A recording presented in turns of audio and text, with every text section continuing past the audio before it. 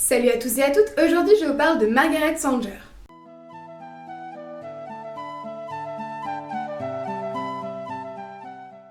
Pour nous, la contraception est une chose parfaitement normale et pourtant il a fallu gagner ce droit, au même titre que la semaine de 45 heures ou les congés payés, même si ceux qui se sont battus pour cela l'ont fait de manière complètement différente.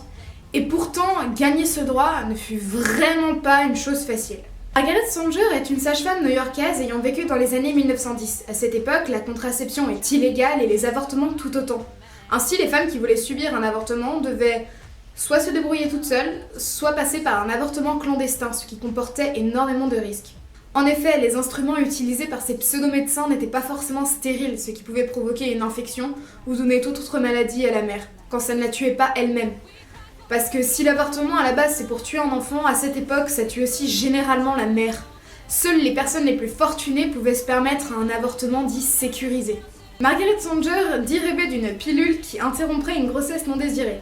En 1916, elle ouvre une clinique de contrôle des naissances.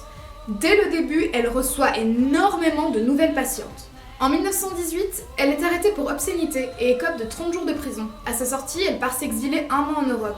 Là, au bord du lac de Genève, elle rencontre une célèbre suffragette américaine fortunée, Catherine McCormick. Ensemble, elles vont faire rentrer en douce des contraceptifs, alors autorisés en Suisse et dans la plupart des pays européens, directement en Amérique. Lorsque les femmes acquièrent le droit de vote aux États-Unis en 1920, Margaret s'empresse de créer l'année suivante la Ligue de contrôle des naissances, qui deviendra en 1942 le planning familial que l'on connaît aujourd'hui. La pilule dont elle rêvait ne fera son apparition qu'en 1960. Soit à l'âge de 81 ans. Là encore, Catherine McCormick aida énormément Margaret Sanger en finançant la conception de cette pilule. C'est le docteur Gregory Pincus qui confectionna cette pilule miracle. Ainsi, il leur a fallu attendre un peu moins de 50 ans pour que les Américaines puissent disposer de leur corps. En France, il faudra attendre 1967 pour que la pilule soit légalisée. C'est donc grâce à cette femme, ou plutôt à ces deux femmes, que la pilule est aujourd'hui légale. Car sans elle, la pilule n'existerait tout simplement pas, puisque c'est Margaret Sanger qui en eut l'idée première.